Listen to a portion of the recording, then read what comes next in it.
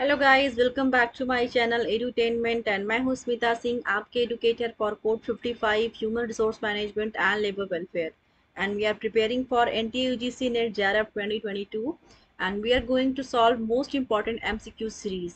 The series are very much important from the exam perspective and आपके सामने screen पर ये सारे क्वेश्चंस जो दिख रहे हैं, ये सारे क्वेश्चंस हमने किए हुए हैं लास्ट सेशन में। अगर आपने नहीं देखा है इन सेशंस को तो प्लीज़ मेरे चैनल पे जाइए और उनको देखिए।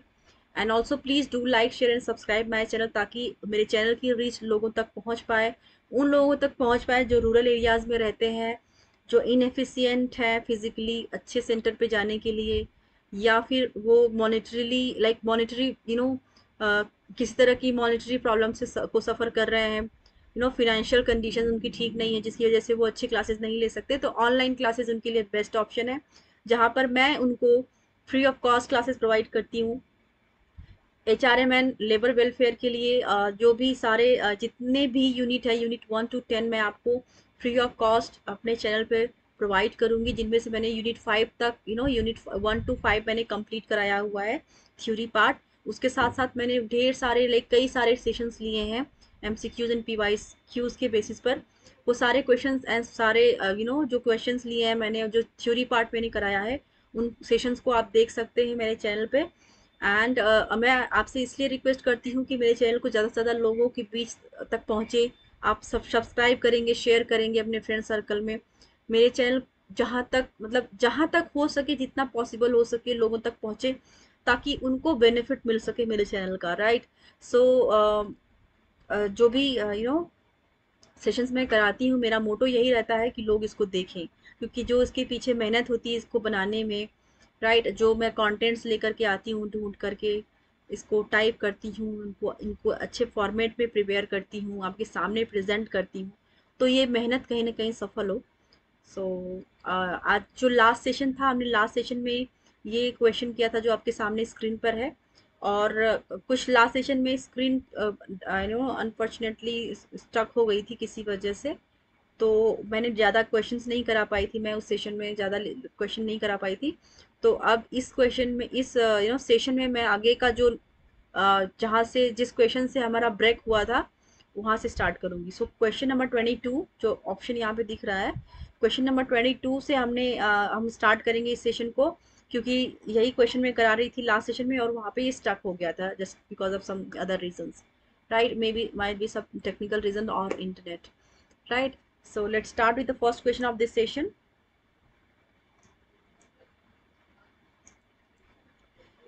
Who started the publication of English weekly called Socialist in 1923? आपको बताना है कि इनमें से कौन से हैं जिन्होंने स्टार्ट किया था publication of the English weekly called socialist. English weekly था पब्लिकेशन जिसको सोशलिस्ट कहा जाता था इन 1923 में। उसको किसने पब्लिक पब्लिक स्टार्ट किसने किया था? दो, पहला ऑप्शन है S. A. डांगे, दूसरा है मुजफ्फर अहमद, थर्ड है NM जोशी एंड फर्स्ट है अनसुईया बेन साराभाई। आप क्वेश्चन को एक बार फिर से पढ़ेंगे and then just try to solve the question. And here the right answer for this question is option number 1, S. K. Dange. S. A. Dange is the right option for this question.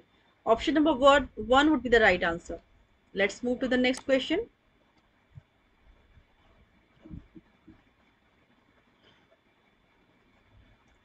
Arrange the following developments that took place in the trade union movement in India from the earliest to the latest. Arrange the following developments that took place in the trade union movement in India from the earliest to latest is option A, formation of AITUC, B है formation of Indian Trade Union Federation, C है formation of Red Trade Union Congress and third है red union formation of red trade union Congress. So इनमें options दिए गए हैं। Option 1 में देखेंगे A, C and B, second है A, B and C, third है C, B and A and fourth है B, A and C। आपके सामने ऑप्शंस हैं, एक बार क्वेश्चन को फिर से पढ़िए और इसका फॉर्मेशन आपको बताना है, इसका अर्लीस्ट टू लेटेस्ट का, राइट। तो सबसे पहले कौन आया था और सबसे लास्ट में कौन आया था आपको बताना है। So here the right answer for this question is, आपका जो इसमें दिया गया है क्वेश्चन का सीक्वेंस वो सही है। A B C would be the right sequence here. A सबसे पहले आया था all India trade union congress, that came up in 1920, 1920 में आया था all India trade union congress. ये प्रीवियस ईयर में क्वेश्चन पूछा गया था और इसका सही इस मैच वाले क्वेश्चन आते हैं जो आपके सामने एक तरफ वो फेडरेशन दिया था, एक तरफ ईयर्स दिए थे। तो आपको मैच करना था उसमें कि A all India trade union congress कब आया था, federation of trade union, formation of Indian trade union federation कब आया था, formation of red trade union congress कब आया था। तो उनके सामने ईयर्स दिए थे और लिस्ट वन में नेम दिए थे। तो आपको इनके ईयर भी याद करने। यहाँ पर देखिए फॉर्मेशन क्या दिया गया है, सीक्वेंस बताना है। तो अगर आपको ईयर का पता रहेगा तो सीक्वेंस तो आप इजीली कर पाएंगे, राइट। सो मैं जैसा कि मैंने स्टार्टिंग में ही बताया था कि क्या करता है क्वेश्चन में, क्या करते हैं वो क्वेश्चन सेम होते हैं, most of the time question same होते हैं, उनके क्वेश्चन की फॉर्मेशन में थोड़ा चेंज कर देते हैं। जैसे अगर आपको ईयर पता होगा किसी भी जो भी ऑथर की थ्योरी के बारे में बात कर लीजिए, फेडरेशन की बात कर लीजिए, तो अगर आपको उनका ईयर पता होगा तो आप ऑटोमेटिकली उनका सीक्वेंस सही बना पाएंगे। तो यहाँ पर देखिए ईयर अगर पता होगा आपको तो आप यहाँ पे इनका सीक्वेंस दे पाएंगे। उसमें ईयर का मैच दिया था कि आप ईयर वाइज इसको मैच कर दीजिए, फेडरेशन और ईयर दिए थे लिस्ट वन में फेडरेशन, और लिस्ट बी में दिया था, लिस्ट टू में दे दिया गया था ईयर्स। तो आपको उसमें मैच करना था। यहाँ पे क्या दे दिया गया है, यहाँ पे दे दिया गया सीक्वेंस करने को। तो क्वेश्चन सेम होते हैं, सिर्फ तरीका अलग हो जाता है, राइट। कभी कभी क्वेश्चन नए भी बनते हैं, लेकिन मोस्ट ऑफ द टाइम क्या करते हैं सेम।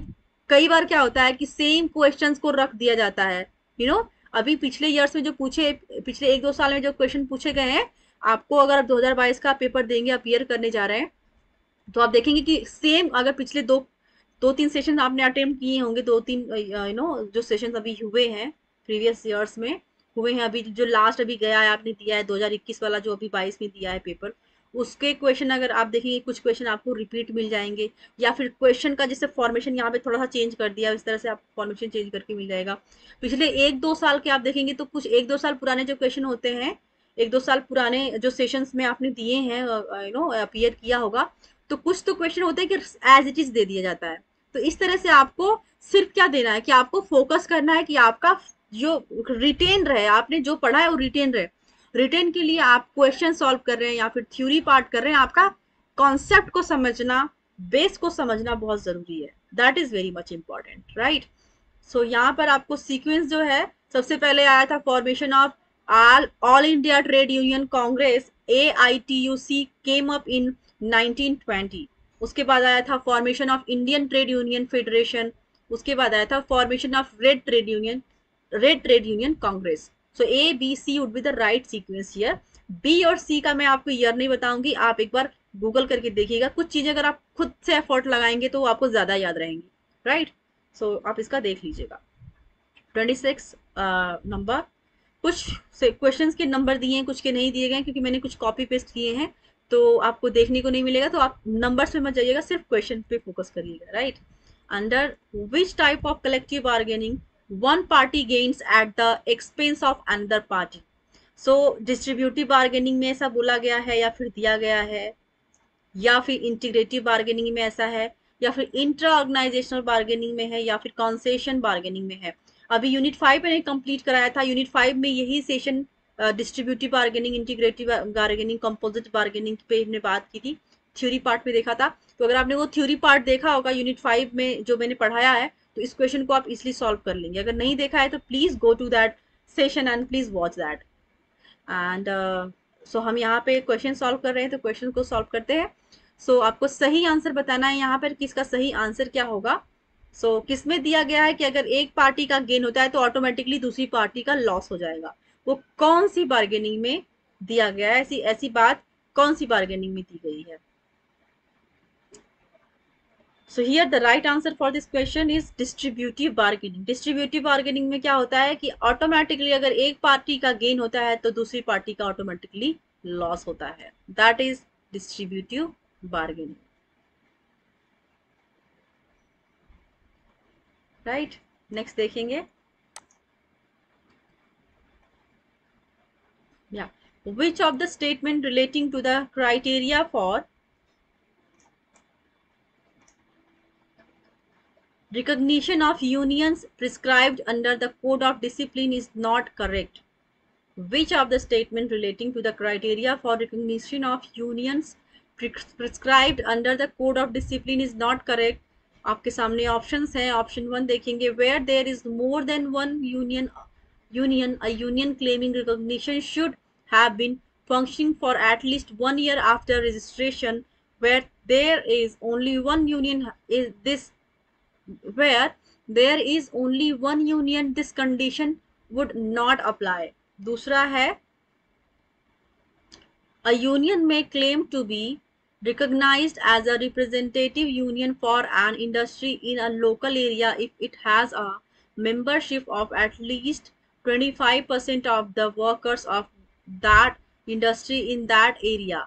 Third है, when a union has been recognized, there should be no change in its position for a period of 3 years.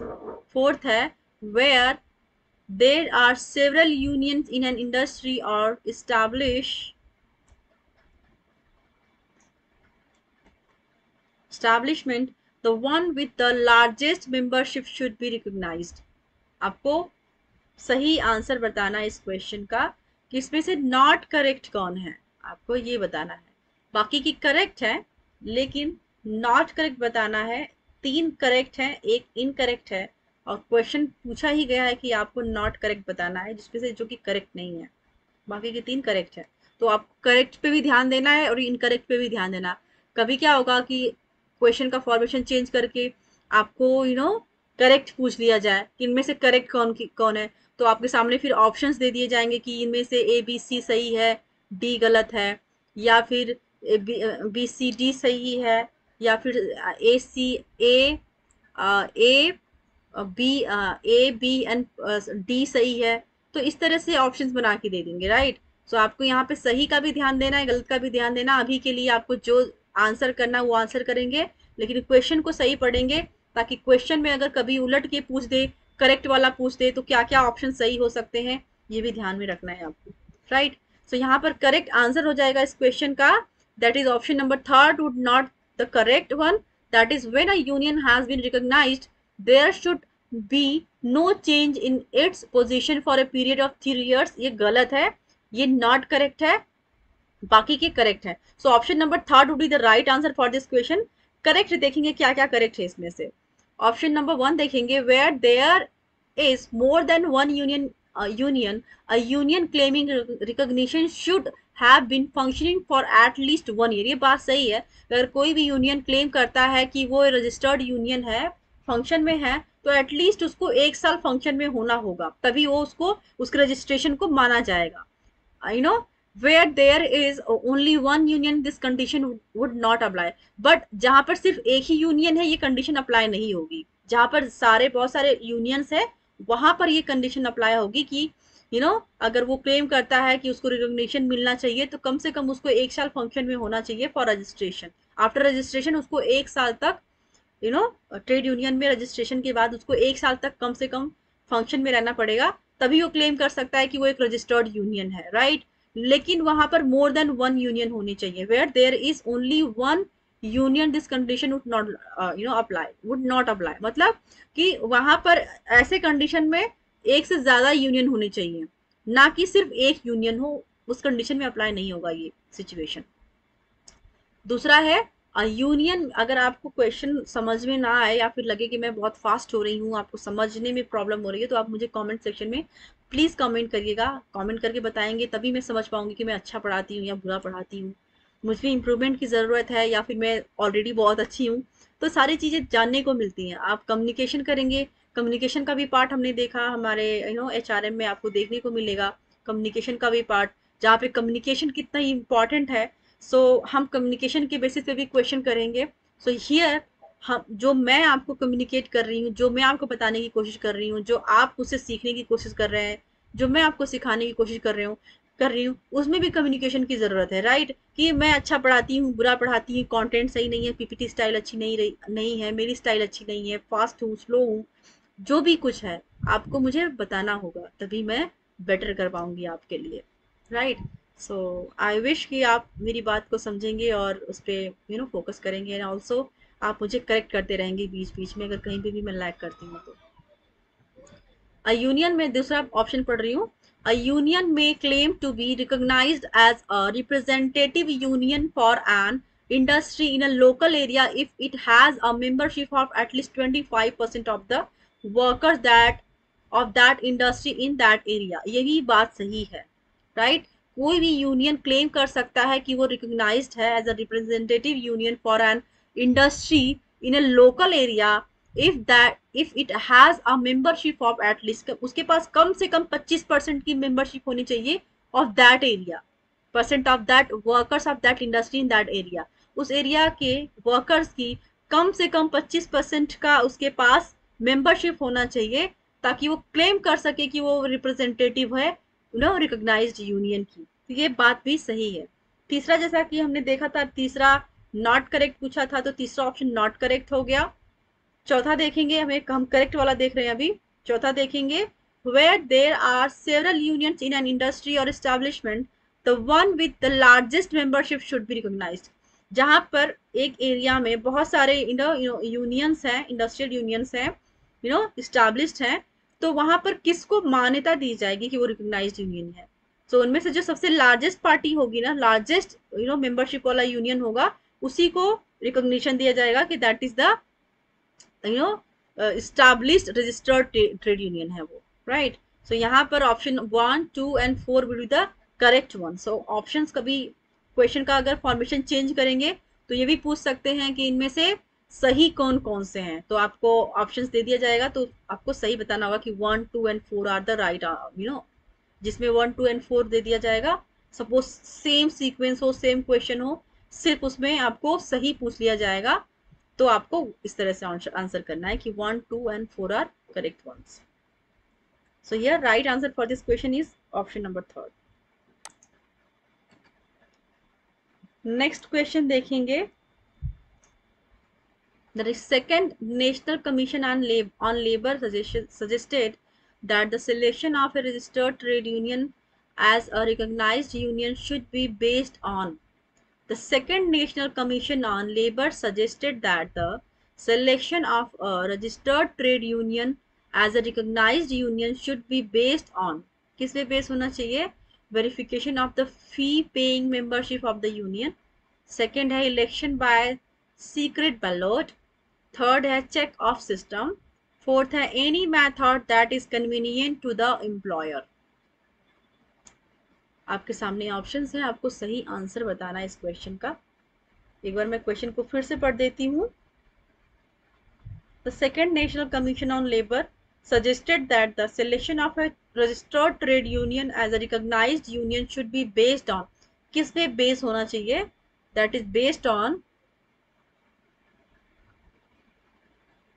verification of the fee paying membership of the union। दूसरा है election by the secret ballot, check off system, any method that is equivalent to the employer. तो ये option आपका सही हो जाएगा, check off system के basis पर होना चाहिए। किसके बेसिस पे होना चाहिए? ये आप verification of the fee paying membership of the union, इस पे नहीं होना चाहिए। Election by the secret ballot के नाम से भी नहीं होना चाहिए, उसके बेसिस पे भी नहीं होना चाहिए।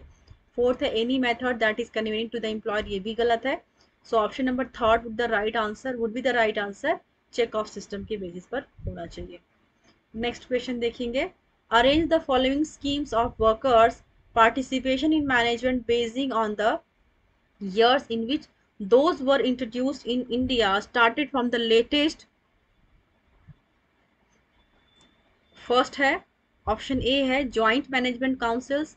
सेकंड है unit councils and joint councils in commercial and service organisation in the public sector. C है बोर्ड लेवल पार्टिसिपेशन। सो आपके सामने ऑप्शंस हैं A B and C, A C and B, B A and C and C A and B.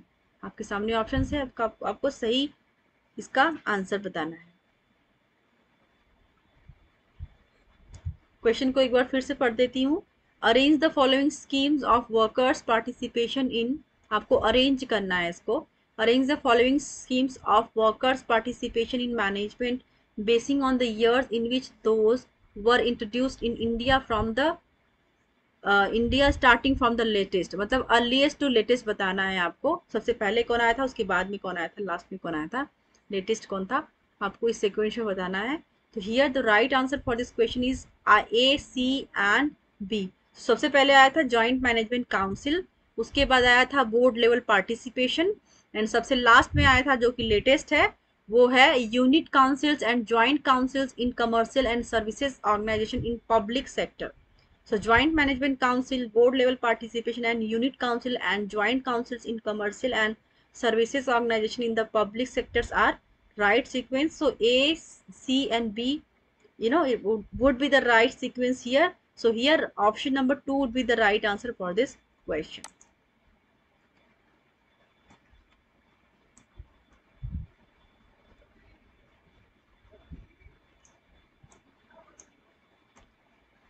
Next question है which article of the Indian Constitution prohibits the employment of children in factories, mines and other hazardous employment? किसमें बताया गया है, किस article में ये बात बोली गई है, प्रोहिबिशन किया गया है employment of children in factories, mines and other hazardous employment? So here the right answer for this question is article 24। Option number third would be the right answer for this question. Article 24 में बोला गया है कि prohibit किया गया है employment of children of factories, mines and other hazardous employment के लिए। नेक्स्ट क्वेश्चन देखेंगे। This is the last question for this session. Under the payment of wage act 1936 for which of the following establishment the state government is the appropriate government? आपको बताना है कि इनमें से कौन से हैं जो कि स्टेट गवर्नमेंट के लिए गवर्नमेंट इज कौन सी गवर्नमेंट एप्रोप्रिएट गवर्नमेंट है। अंडर द पेमेंट, क्वेश्चन को मैं फिर से पढ़ देती हूँ। Under the payment of wage act 1936 for which of the following establishments state government is the appropriate government? So इनमें जो ऑप्शंस आपको दिए गए हैं चार, airport, air transport, mines and oil fields, port and docks and railways, इनमें से कौन सा है जो कि स्टेट गवर्नमेंट एप्रोप्रिएट गवर्नमेंट मानी जाती है? बाकी की तीन सेंट्रल गवर्नमेंट के अंदर आती है, एक जो है वो स्टेट गवर्नमेंट के अंदर आएगा। So that is ports and docks. Ports and docks state government के अंदर आता है, बाकी के air transport, mines and oil fields and railways comes under central government, right? So here the right answer for this question is option number third, ports and docks. ये हमारा last question था इस सेशन का। सो I hope आपको session पसंद आया होगा, आपने एंजॉय किया होगा और आप ऐसे ही कनेक्टेड रहेंगे। Please stay tuned with edutainment and also please do like, share and subscribe my channel and also please press the bell icon, ताकि आपको जो भी मैं सेशंस लेकर के आती हूँ, अपलोड करती हूँ चैनल पर, आपको उनके नोटिफिकेशंस इजीली मिलते रहें और आप उनको इजीली अटेंड करते रहें। आपको कोई परेशानी ना हो मेरे सेशंस को देखने के लिए, मेरे सेशंस को अटेम्प्ट करने के लिए, राइट? एंड आप उन लोगों तक पहुँचाइए इस सेशन को, इतना वायरल करिए इन सेशंस को ताकि रूरल एरियाज में भी पहुँच सके, उन बच्चों तक पहुँच पाएँ जो बच्चे इनएफिशिएंट हैं मॉनेटरी वाइज एंड फिजिकली, जो जिनके पास नियर बाय अच्छे सेंटर्स नहीं है, राइट? सो आई होप मेरी बात को आप समझेंगे and thank you so much for watching me. Thank you very much.